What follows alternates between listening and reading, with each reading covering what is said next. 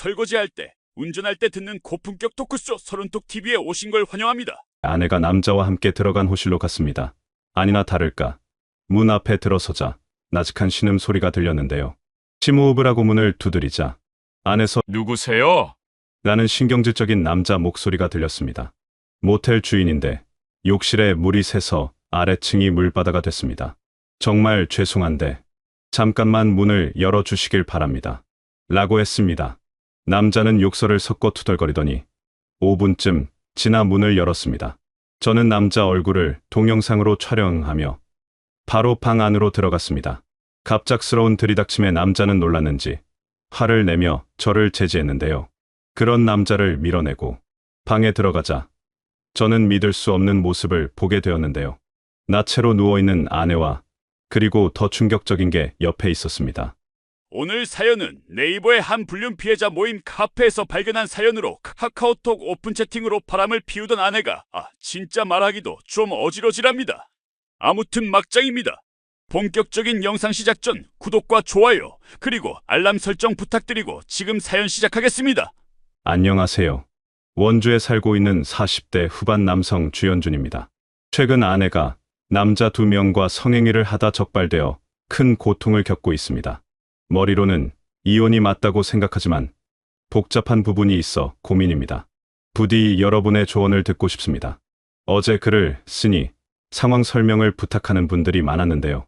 저는 결혼 15년 차이고 슬아의 초등학생 아들 2명을 키우며 지금까지 잘 살아왔습니다. 문제는 3년 전부터 아내가 카카오톡 오픈 채팅방에 빠지면서 부부 관계가 급격히 나빠졌다는 점입니다.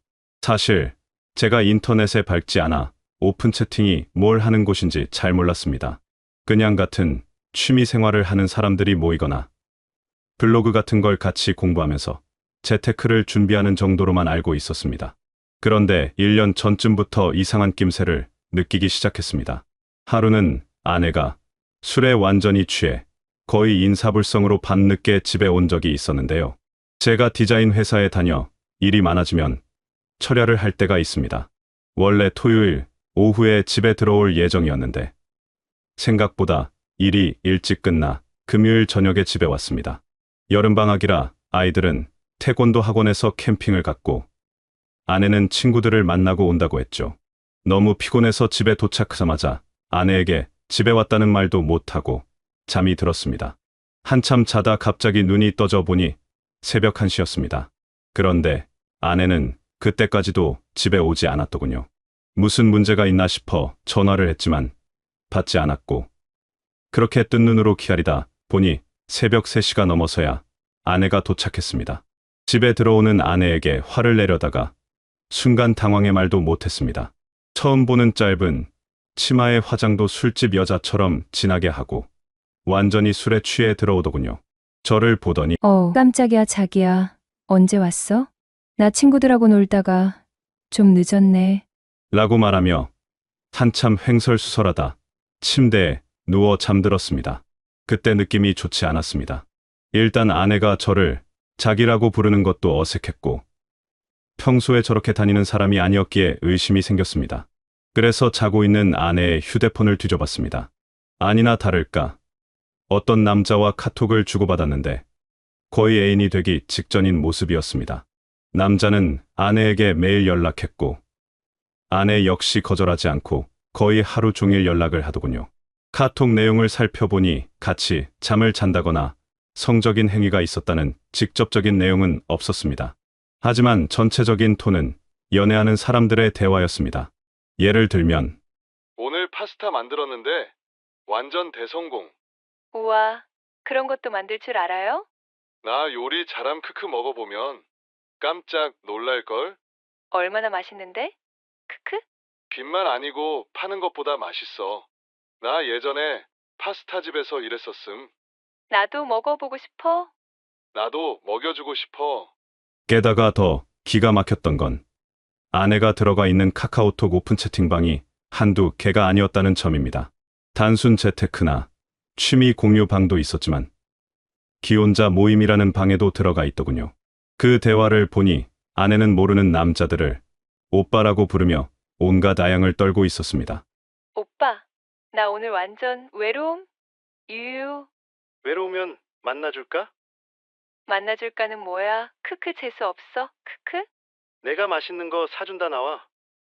오늘 늦었음. 어여 집에서 주무셔요. 저는 참지 못하고 다음날 아내에게 따졌습니다. 이 남자가 누구냐고요.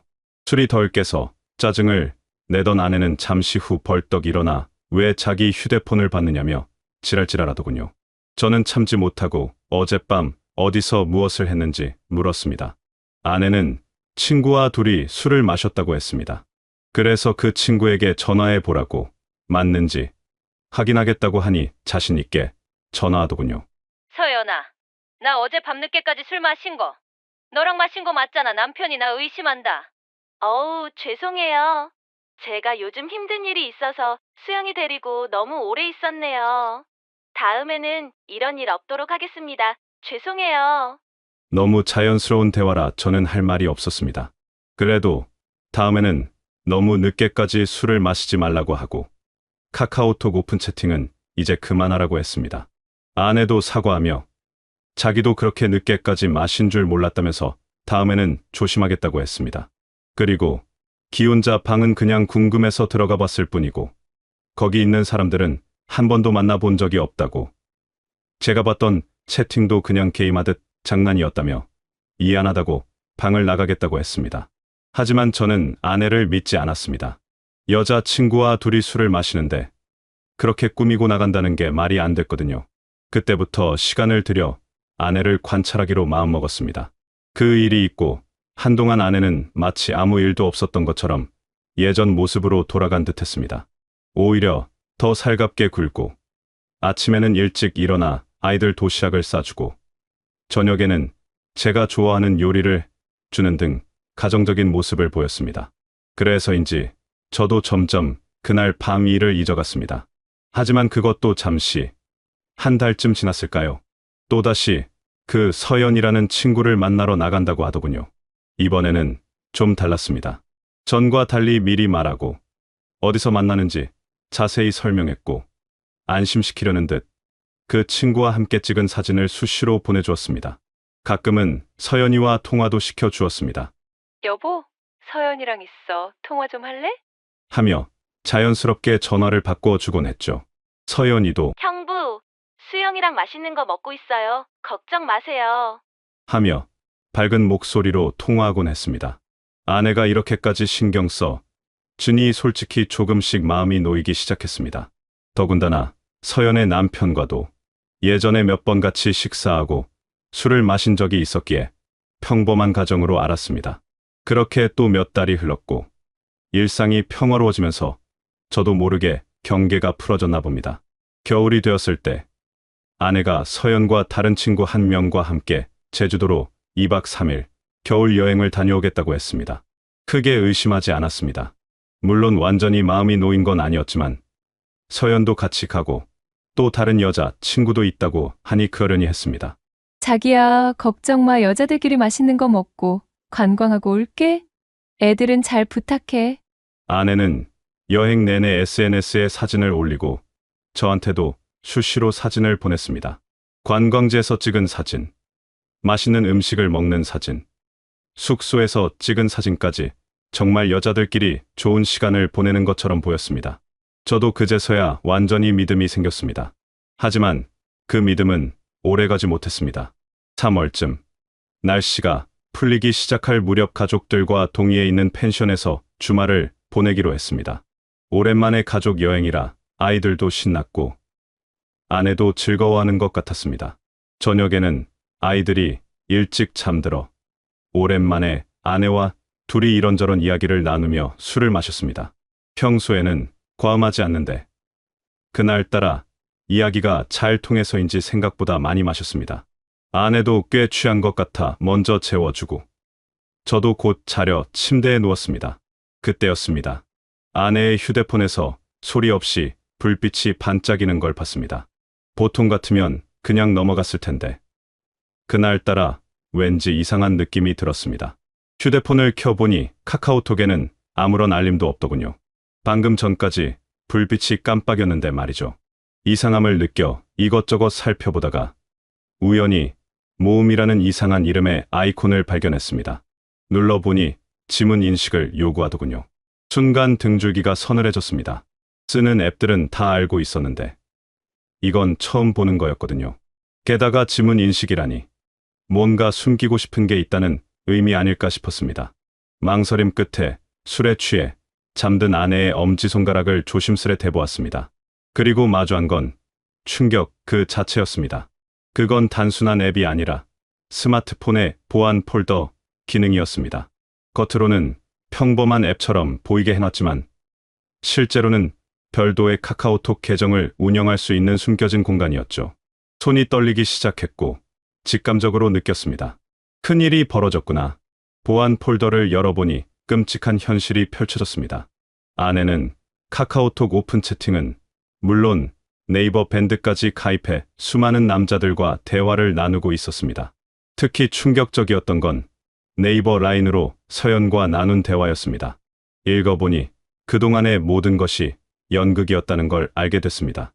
야, 크크 현서 술 먹다가 어디로 갔어? 아, 그 인내심 없는 지집애. 아까 맘에 든다고 하던 오빠랑 나가던데? 급했나 봐? 크크 미안해들아. 크크크 다음에는 말하고 나갈게. 크크크. 제주도 때는 어떻게 참았대? 내 스타일 알잖아. 쉽게 안 준다. 우리 현서 현모양처 스타일이었구나. 크크. 서연과 아내는 함께 오픈 채팅, 번개, 모임을 다녔고 심지어 제주도 여행은 순수한 여자들끼리의 여행이 아니었습니다. 아내와 서연, 그리고 현서, 여자 셋과 오픈 채팅에서 만난 남자 셋이 함께 간 여행이었습니다. 제가 믿었던 모든 것, 아내가 보내준 사진들은 다 거짓이었던 겁니다. 채팅을 읽으며 정말 충격에 빠졌습니다. 제가 알던 아내의 모습은 온데간데 없고 마치 다른 사람처럼 성적인 농담과 은어를 자연스럽게 쓰고 있었거든요. 게다가 서연이라는 여자는 남편 몰래 여러 남자와 성관계를 가진 적이 많다며 은근히 자랑하듯 이야기하고 있었습니다. 더 큰 충격은 그날 아내가 하루 종일 연락하던 그 남자와도 계속 연락을 주고받고 있었다는 사실이었습니다. 대화로 보아 이미 7번이나 만난 것 같더군요. 비록 성관계에 대한 직접 증거는 못 찾았지만 둘의 관계가 단순한 친구는 아니라는 건 명백했습니다. 너무 화가 나 당장 아내를 깨워 따지고 싶었습니다. 15년을 함께 살며 단 한 번도 폭력적이었던 적이 없는데 그날은 처음으로 손이 올라갈 뻔했습니다. 하지만 다행히 이 카페에서 봤던 글이 떠올랐습니다. 확실한 증거를 잡기 전에는 티내지 마세요. 증거 없이 추궁하면 상대는 더 교묘해지고 당신을 피해망상증 환자로 몰 겁니다. 그 조언이 떠올라 간신히 참을 수 있었습니다. 그날 이후 저는 완전히 다른 사람이 되었습니다. 2달 동안 오직 아내의 불륜 증거를 찾는 것만이 삶의 목표가 됐습니다. 회사에서도 일이 손에 잡히지 않았고 밤에는 잠도 제대로 이루지 못했습니다. 식사도 제대로 못해 2달 만에 7kg이나 빠졌습니다. 주변에서는 무슨 일이 있냐고 걱정했지만 저는 그저 일이 좀 힘들어서요. 라고 둘러댔습니다. 이 기간 아내를 자세히 관찰하며 깨달았습니다. 제가 알던 거짓말을 잘 못한다던 아내의 모습도 거짓이었더군요. 그동안 전혀 의심하지 않아 그냥 지나쳤던 장면들이 다시 보니 바람에 중독되어 밖으로만 나가려는 모습이었습니다. 벌써 먹을 게 떨어졌네. 마트 다녀올게. 하면서 화장을 진하게 하고 나가 3시간이나 돌아오거나 서연이가 우울하대 드라이브 좀 같이 가자 해서 다녀올게. 하면서 외출했다. 밤늦게 들어오곤 했죠. 지금 생각하면 서연과 서로의 알리바이가 되어 준 관계였습니다. 서연 남편에게는 아내와 있었다고, 저에게는 서연과 있었다고, 이런 식으로 서로를 커버하며 각자 불륜을 즐긴 겁니다. 생각할수록 치가 떨립니다. 하지만 명확한 증거를 잡기는 어려웠습니다. 아내는 어느새 보안 폴더 잠금을 지문에서 비밀번호로 바꿔놨더군요. 아마 제가 지문으로 열어본 걸 눈치챈 모양입니다. 게다가 회사 일도 바빠져 야근이 잦아졌습니다. 감시하고 싶어도 시간적 여유가 없었죠. 그러던 중 회사에서 큰 프로젝트가 터졌습니다. 약 2주 동안 철야를 해야 한다는 거였습니다. 처음엔 이 시간 동안 아내가 무슨 짓을 할까 걱정했지만 곧 오히려 기회가 될 수 있겠다는 생각이 들었습니다. 제 감시에서 완전히 자유로워지면 그동안 억눌린 욕구를 분출할 테니 현장을 잡을 확률이 높아질 거라고요. 고민 끝에 결단했습니다. 500만 원이라는 거금을 들여 전문 탐정을 고용했습니다. 이 돈은 아이들 학원비로 모아둔 거였지만 지금은 이게 더 시급하다고 판단했습니다. 탐정에게는 아내의 확실한 불륜 증거, 특히 성관계 현장 확보가 중요하다고 강조했습니다. 일주일쯤 지나 금요일 저녁, 전날부터 계속된 야근에 지쳐 회사 숙직실에서 잠시 눈을 붙이고 있는데 탐정에게서 연락이 왔습니다. 평생 잊지 못할 전화였습니다. 사모님 방금 중년 남자 여성 4명과 함께 원주 단계동의 술집으로 들어가셨습니다. 순간 머리가 조여오는 느낌이었습니다. 애써 외면하던 현실이 눈앞에 펼쳐진다니. 절망과 분노가 함께 치밀었습니다. 저는 탐정에게 특별히 당부했습니다. 아내가 누군가와 모텔에 들어가면 즉시 연락해 달라고요. 이번에는 현장을 덮쳐 모든 것을 끝내고 싶었습니다. 밤마다 잠들지 못하고 뒤척였던 시간들. 회사에서도 일에 집중하지 못하고 아내의 문자만 기다리던 순간들. 아이들 앞에서 아무 일 없는 척 웃어야 했던 가면극, 이제 정말 끝내고 싶었습니다. 탐정의 전화를 받고 숙직실 침대에 누워 있는데 온갖 생각이 스쳐 지나갔어요. 처음 만났을 때 아내의 모습과 결혼식 날 새하얀 웨딩 드레스를 입고 환하게 웃던 모습 첫째, 아이를 낳고 행복에 겨워 우시던 모습, 둘째까지 키우면서 고생하던 모습. 그런데 그 추억들이 이제는 다 거짓이었다고 생각하니 가슴이 미어져 왔습니다. 특히 마음 아픈 건 아이들 생각이었어요. 아직 어린 두 아들, 이제 겨우 초등학생인데 이런 일을 겪어야 한다는 게 너무 마음이 아팠습니다. 친구들 앞에서 어떤 얼굴로 살아야 할지, 주변 사람들의 수근거림을 어떻게 견뎌야 할지 이런 생각을 하다 보니 눈물이 나더군요. 하지만 이제 돌이킬 수 없는 강을 건너고 있다는 걸 알았습니다. 증거를 잡으면 반드시 이혼할 생각이었습니다. 물론 아이들 때문에 망설여지게 했지만 다른 남자들과 바람을 피우고 다니는 엄마보다는 차라리 깨끗하게 새 출발하는 게 낫다고 생각했기 때문입니다. 어차피 언젠가는 알게 될 진실, 지금이라도 아이들에게 정직하게 설명하고 새로운 삶을 시작하는 게 낫다고 생각했습니다. 그렇게 잠을 자는 둥 맞는 둥 시간을 보내는데 탐정이 연락이 오더군요. 지금 아내가 단계동에 있는 한 모텔로 남자와 함께 들어갔다고요. 회사 일로 그렇게 피곤했는데 눈이 번쩍 떠졌습니다. 일하던 이천에서 원주까지 차를 달리는데 정말 무슨 생각으로 달렸는지 기억도 나지 않습니다. 그렇게 30분 만에 모텔 앞에 도착해 아내가 남자와 함께 들어간 호실로 갔습니다. 아니나 다를까 문 앞에 들어서자 나직한 신음소리가 들렸는데요. 심호흡을 하고 문을 두드리자 안에서 누구세요? 라는 신경질적인 남자 목소리가 들렸습니다. 모텔 주인인데 욕실에 물이 새서 아래층이 물바다가 됐습니다. 정말 죄송한데 잠깐만 문을 열어주시길 바랍니다. 라고 했습니다. 남자는 욕설을 섞어 투덜거리더니 5분쯤 지나 문을 열었습니다. 저는 남자 얼굴을 동영상으로 촬영하며 바로 방 안으로 들어갔습니다. 저를 제지하는 남자를 밀치고 방에 들어가자 충격을 받았습니다. 침대 위에는 나체로 인사불성이 된 아내가 누워 있었고 그 옆에는 팬티만 입은 남자가 한 명 더 있었습니다.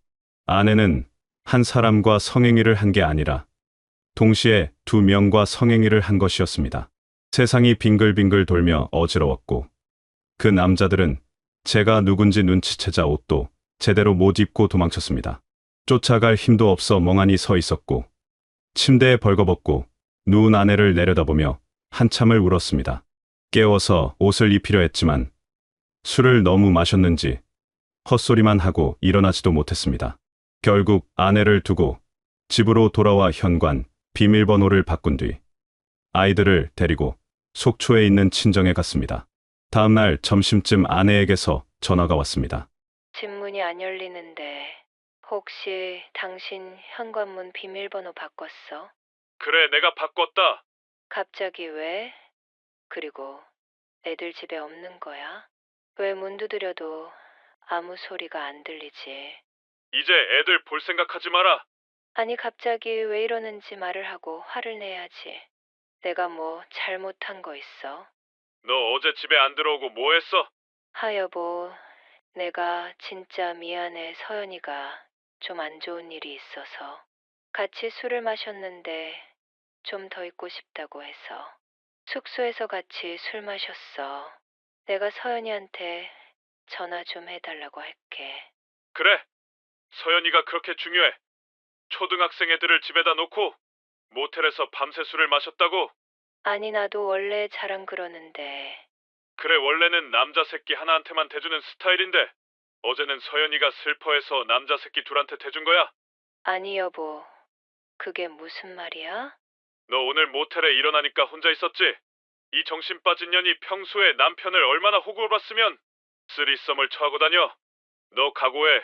네 엄마, 네 친구 전부 네가 무슨 짓 하고 다니는지 다 알게 될 거니까 앞으로 집에 들어올 생각하지 마. 더러워서 같이 못 살겠으니까.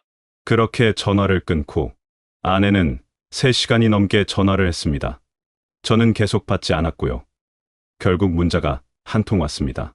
무슨 오해를 하고 있는지 모르겠는데 자기는 서연이 집에서 잠을 잤고 궁금하면 서연이한테 전화해서 직접 물어봐. 라고 하더군요. 어처구니가 없어서 제가 찍은 동영상의 일부를 그냥 보여줬습니다. 그 영상을 받고 1시간이 지났나 문자가 오더군요. 여보, 내가 진짜 잘못했어. 근데 이건 진짜 내가 원해서 한 게 아니야. 내가 죽을 죄를 지었어. 잠깐 나랑 이야기 좀 해줘. 제발 부탁이야. 나 지금 집도 못 들어가고 밖에 있는데 진짜 죽을 것 같아. 부탁이야. 만나고 싶지 않았는데 애들한테도 연락을 하고 저희 어머니한테도 연락을 하니 애들도 무슨 일이 있는지 불안해하는 모습이라 일단 원주에 있는 행주 수변공원에서 있는 한 벤치에서 아내를 만났습니다. 집에 못 들어갔는지 얼굴은 개기름이 흐르고 화장은 허옇게 떠 있었고 전날 입었던 짧은 치마를 입고 머리는 뒤로 질끗 묶고 있더군요. 아내는 저를 보자 한참을 아무 말 없이 앉아 있더군요. 그 꼴을 보고 있자니 짜증이 나서 할 말 없으면 간다. 조만간 이혼하는 걸로 하자. 라고 말을 하고 일어서자 갑자기 눈물을 펑펑 흘리며 저를 잡더군요. 자기가 잘못했다고 무슨 40 넘게 먹은 아줌마가 애처럼 무니까 좀 이상해 보였습니다. 저는 몰래 핸드폰 녹음을 켜고 아내가 하는 말을 전부 녹음하기 시작했습니다. 아내의 말은 그 3년 전쯤에 서연이가 카카오톡 오픈 채팅으로 애인을 만들었다고 자랑을 했는데 처음에는 그냥 하지 말아라 정도로 말았는데 계속 자랑을 하다 보니 자기도 호기심이 생겼다고 하더군요. 그러다가 그 서연이라는 친구가 만나던 불륜남과 몇 번 만남을 갖게 되었고 그러다가 그 불륜남이 자기 친구를 소개해줬다고 했습니다.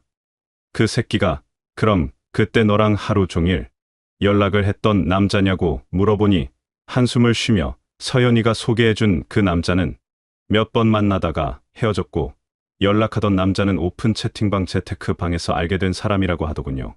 제주도에서 남자 3명과 3대3으로서 갔던 걸 모르는 척 그럼 제주도 도 그 사람들이랑 간 거냐고 물어보니 또 시치미를 떼고 아니라고 하더군요. 순간 열이 받아서 너 3대3으로서 제주도 간 거 알고 있다고 하자 동공이 흔들리더니 또 아무 말도 없이 한참을 가만히 있더니 말하는 게 또 충격이었습니다. 네이버 밴드에서 제주도 여행 가는 남자들과 연락을 해서 거기서 만났다고 하더군요. 그런데 맹세코 아무 일도 없었고 저녁같이 먹은 거 말고는 아무 일도 없었다고 하더군요. 온갖 변명과 말도 않는 거짓말을 하는 아내의 얼굴을 보고 있자니 너무 화가 났습니다. 하지만 일단은 넘어가고 그럼 서연이가 소개해 준 남자하고 오픈 채팅방에서 만난 남자하고 잠자리를 했느냐라고 물어봤는데 아내는 제가 모든 걸 다 알고 있다고 생각했는지 술술 말하더군요. 서연이가 소개해준 남자는 같이 잘 생각이 없었는데 술을 마시고 실수로 원나잇을 하게 되어 그 뒤로 연락을 끊었고 두 번째 남자와는 3번 정도 잠자리를 했다고 했습니다.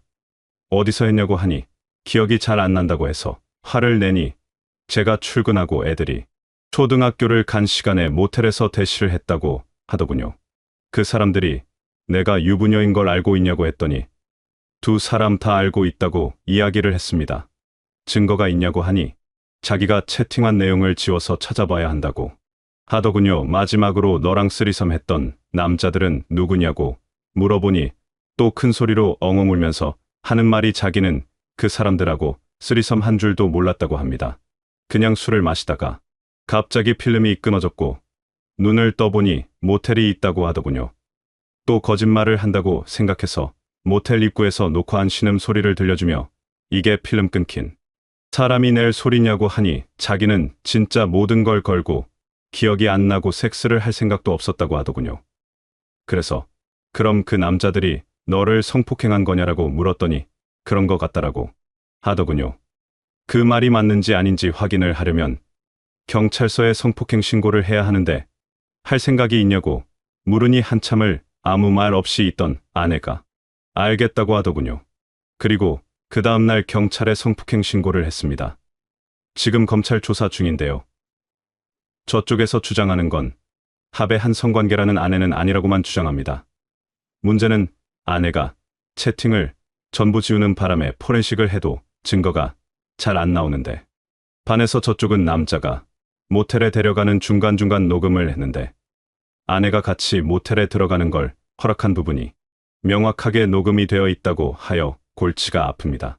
지금 현재 아내는 매일매일 눈물로 사과를 하고 있고 자기가 계속 강간당한 것임을 주장하며 이혼을 미뤄달라는 입장입니다.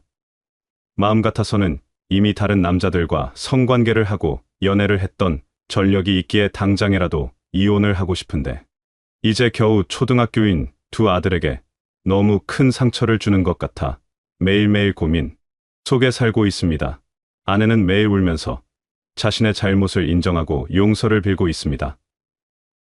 처음에는 그저 호기심에 시작한 일이 이렇게 커질 줄 몰랐다고 하면서요. 서연이라는 친구의 유혹에 넘어가 처음에는 단순한 대화로 순간부터는 자작히 그 서연이라는 여자가 문제였습니다. 나중에 알고 보니 되지 않는 부분이 있습니다. 15년간 잘 살아왔고 아이들도 있는데 어떻게 이런 일이 벌어질 수 있었는지요. 아내 말로는 처음에는 그저 재미로 시작했던 것이 점점 스릴과 흥분을 주는 일이 되어버렸다고 합니다.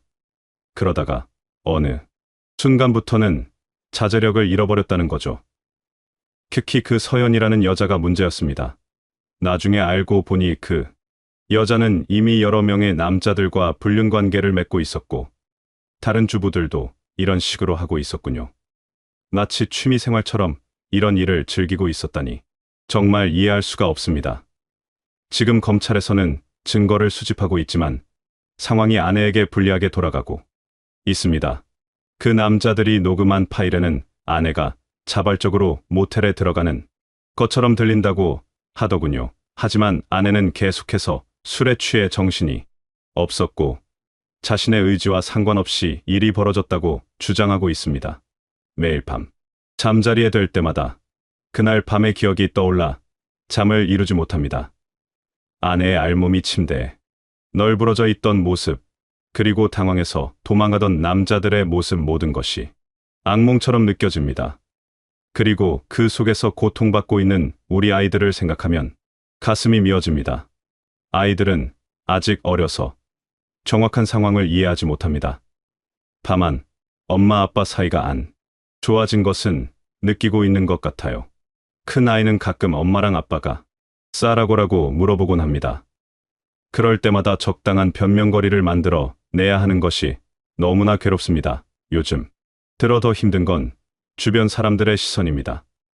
아직 정확한 상황을 아는 사람은 많지 않지만 뭔가 심각한 일이 있다는 걸 눈치챈 것 같아요. 특히 저희 어머니께서는 계속 물어보시는데 차마 사실대로 말씀드리지 못하고 있습니다. 어머니가 받으실 충격을 생각하면 도저히 말씀드릴 수가 없네요. 그리고 아내의 부모님께도 아직 정확한 이야기를 하지 못했습니다. 다만 부부 사이에 큰 문제가 있다는 정도만 알고 계시죠. 아내 말로는 부모님께 절대 알리지 말아 달라고 합니다. 돌아가실 것 같다면서 저도 이해는 합니다. 하지만 언젠가는 알게 될 텐데 때가 되면 더 큰 충격을 받으시지 않을까 걱정됩니다. 제가 요즘 가장 힘든 건 아내를 볼 때마다 드는 복잡한 감정입니다. 한편으로는 15년 동안 함께 살아온 사람이고 우리 아이들의 엄마니까 이해할 수 없는 마음이 있습니다. 하지만 다른 한편으로는 그날 밤의 장면이 떠오르면서 치밀어 오르는 분노를 참을 수가 없어요. 아내는 지금 완전히 다른 사람이 된 것 같습니다. 예전에 당당하고 활발하던 모습은 온데간데 없고 매일 눈물로 하루를 보내고 있어요. 집안일도 전보다 더 열심히 하고 아이들한테도 더 잘하려고 노력합니다. 마치 이런 식으로라도 자신의 잘못을 조금나마 만회해보려는 것처럼요. 그런데 문제는 이런 아내의 모습을 보면 볼수록 더 화가 난다는 겁니다. 왜 이제 와서 이러는 걸 건지, 왜 그전에는 이렇게 가정을 생각하지 않았던 거지. 이런 생각이 들면서 마음이 점점 더 복잡해져만 갑니다. 특히 힘든 건 아내가 그 남자들과 성관계를 했다는 사실을 인정하면서도 마지막 쓰리섬 사건에 대해서는 계속해서 자신이 피해자라고 주장한다는 점입니다. 저도 처음에는 반신반의했지만 경찰 조사가 진행되면서 점점 더 혼란스러워지고 있어요. 그 남자들이 제출한 녹음 파일을 들어보면 분명 아내가 자발적으로 모텔에 따라 들어가는 것처럼 들립니다. 하지만 아내는 끝까지 자신은 그런 기억이 없고 술에 취해 정신을 잃은 상태였다고 주장하고 있습니다. 진실이 무엇인지 정말 알 수가 없습니다. 검찰에서도 고민이 많은 것 같더군요. 변호사와 상담해 본 결과 최악의 경우 아내가 무고죄로 피소될 수도 있다고 합니다. 성폭행이 아닌 것으로 밝혀질 경우 오히려 아내가 더 큰 곤경에 처할 수 있다는 거죠. 이러지도 저러지도 못하는 상황이입니다. 서연이라는 여자는 제가 직접 이 사실을 몰래 남편에게 알렸습니다. 그쪽 남편도 큰 충격을 받았는지 멍한 표정이었는데 요즘 증거 많이 모았고 자기는 조만간 이혼할 예정이라고 하더군요. 그 기빨년 뻔뻔하게 거짓말해 주던 게 생각이 나면 열받아서 밤에 잠도 안 옵니다. 요즘 들어 자주 드는 생각이 제가 뭘 잘못했나 하는 겁니다. 물론 아내의 잘못이 크지만 혹시 제가 좀 더 관심을 가졌다면, 좀 더 대화를 많이 했다면 이런 일이 없었을까 하는 생각이 듭니다. 돈 벌기 바빠서 가정에 소홀했던 것은 아닌지, 하지만 이런 생각이 들 때마다 또 다시 분노가 치밀어 올라옵니다. 아무리 그래도 어떻게 남편이 있는데, 아이들이 있는데 이럴 수가 있나 싶은 거죠. 게다가 단순히 한 번의 실수가 아니라 계획적으로 여러 번에 걸쳐 이런 일을 저질렀다는 게 더 큰 상처로 남습니다. 요즘 정말 고민이 많습니다. 이제 정말 어떻게 해야 할까요? 마음 같아서는 그냥 이혼하고 싶은데 벌써 사춘기가 오는 듯한 첫째한테 안 좋은 영향을 줄까 걱정이고, 그리고 아내는 지금 자기가 무슨 일이든 다 할 테니 이혼만 피해달라고 싹싹 빌고 있는 상황입니다. 두디 회원님들의 지혜를 부탁드리겠습니다. 긴 글 읽어주셔서 감사합니다. 반갑습니다. 회원님들 주연준입니다. 한 달 만에 글을 쓰게 되었습니다. 요즘 아내의 성폭행 관련된 소송으로 바쁜 나날을 보내고 있습니다. 아내는 모든 바깥 약속을 끊고 쥐죽은 듯이 살고 있는 상황이고요. 서현이 쪽 부부는 현재 이혼 소송 중이라고 합니다. 남편이 상간 증거를 잡아서 상간 소송을 진행하니 곧바로 애들을 버리고 가출을 했다고 하더군요. 가출을 한 이상 아내한테 연락을 안 할 수가 없을 텐데 아내는 연락 온 적이 없다고 모르는 척을 하고 있습니다. 아내는 자신과 불륜을 저질렀던 남자들에 대한 모든 정보를 저에게 넘겨준 상태입니다. 순순히 넘겨준 건 아니고요. 불륜 동영상을 부모님과 형제들에게 알린다고 하니 울면서 추더군요. 상당수가 지워져 있고 채팅 어플을 사용하여 복구하기가 어려웠지만 일단 상간 소송은 가능한 것으로 보입니다.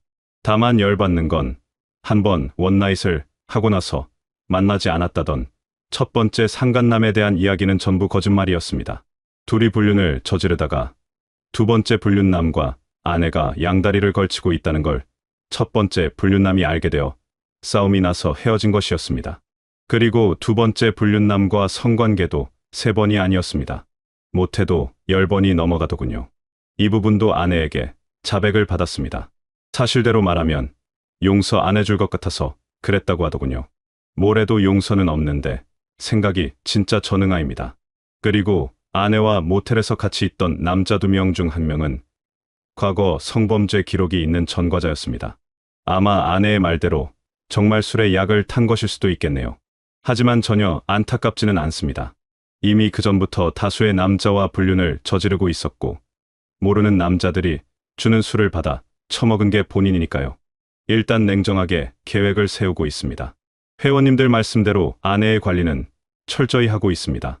생활비를 전부 빼앗고 결제가 필요한 일이 있으면 제가 직접 결제를 합니다. 아내가 몰고 다니던 차량은 차키를 뺏어서 아내가 모르는 곳에 주차를 해놨고요. 아내가 끌고 다니던 차량 하니까 블랙박스가 떠오르던데요. 이 여자 상간남 이유하고 제가 사준 차를 타고 이리저리 잘도 놀러 다녔더군요. 전부 증거로 제출했습니다. 변호사님께서는 아내가 아직 불륜을 시작한 지 얼마 안 되고 경험도 적은 편이라 증거를 너무 많이 흘려놨다며 어떤 의미에서는 운이 좋다고 하시더군요. 상간 소송 마무리되면 또 글 쓰겠습니다. 안녕하세요 회원님들, 주연준입니다. 4개월 정도 만에 글을 씁니다. 어제부로 상간 소송이 마무리되었습니다. 우리나라 법이 웃긴 게 상간남이 2명이면 각각 위자료를 받을 수 있는 줄 알았는데요. 둘이서 반띵을 하더군요. 이해가 잘 가지 않는 법입니다. 위자료는 2,500만 원 나왔습니다. 아내의 성폭행 사건은 아직도 수사 중입니다. 저는 그 사이에 정신적으로 너무 힘들어서 정신과 진료와 심리 상담을 받고 있고요. 아내도 우울함을 호소하며 정신과 진료를 받았는데요. 극심한 스트레스와 우울증을 진단받아 약을 먹고 있습니다. 일이 생기고 나서 아내와는 생활에 필요한 대화를 제외하면 그 어떤 사적인 대화도 하고 있지 않은 상태입니다. 초반에 잠깐 이야기를 했었는데 자기 합리화와 남 탓을 하는 모습을 보였는데요. 회원님들 말씀대로 적어도 1년은 걸려야 뇌에 있는 도파민이 빠지는 것을 고려해 그냥 동거인처럼 살고 있습니다.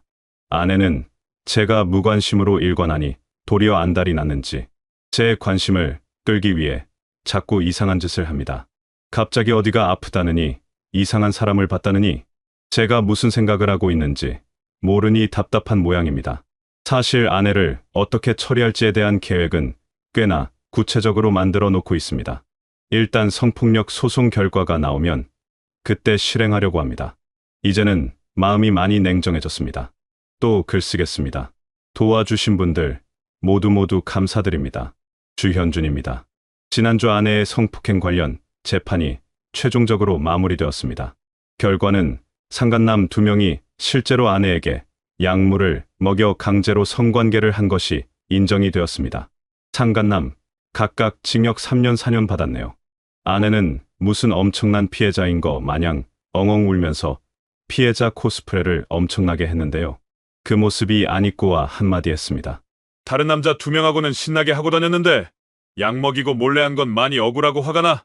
당신 아무리 그래도 당신 와이프가 악시간을 당한 건데 어떻게 그렇게 냉정하게 말할 수 있어? 내가 보기에는 그냥 한강에 배 지나간 것과 다름이 없어. 한 놈이든 2놈이든 3놈이든 4놈이든 어차피 나 말고 다른 놈이랑 붙어먹은 건 사실이잖아. 그냥 길 가다가 붙잡혀서 험한 꼴 당한 것도 아니고 애초에 남자 만나려고 술자리를 간 건데 뭐가 그렇게 너무한 건지 모르겠네. 뭐 제정신에 하고 싶었던 거야? 아내는 아무 말 없이 고개를 숙이고 울기만 하더군요. 그렇게 서럽게 우는 아내의 모습을 보니 해주고 싶은 말이 있었습니다. 상간남 1호, 2호, 3호, 4호 모두 이리저리 술집 여자부터 너 같은 유부녀들까지 많이 만나고 다니는 놈들이던데 너 혹시 성병 검사해봤니? 아내는 더 서럽게 울면서 그래, 내가 죽일 놈이다. 날 도대체 어디까지 바닥으로 보는 거야? 당신 마음대로 애가 가서 성병 검사해. 라며 아주 당당하게 저를 산부인과로 끌고 갔습니다. 그리고 산부인과에서 검사를 받게 되었는데요. 성병 검사 결과가 보통 5일 정도 걸린다고 해서 그 정도 걸리겠구나 라고 생각했는데 결과는 진료를 시작하자마자 바로 나오게 되었습니다. 아내분 성기 사막이 있으시네요. 하늘이 무너지는 표정으로 의사 선생님을 바라보던 아내는 제 눈치를 힐끗 보더니 무슨 소리세요? 잘못 보신 거 아니에요? 음부와 항문 사이에 조그만하게 있네요. 이런 건 모를 수도 있습니다.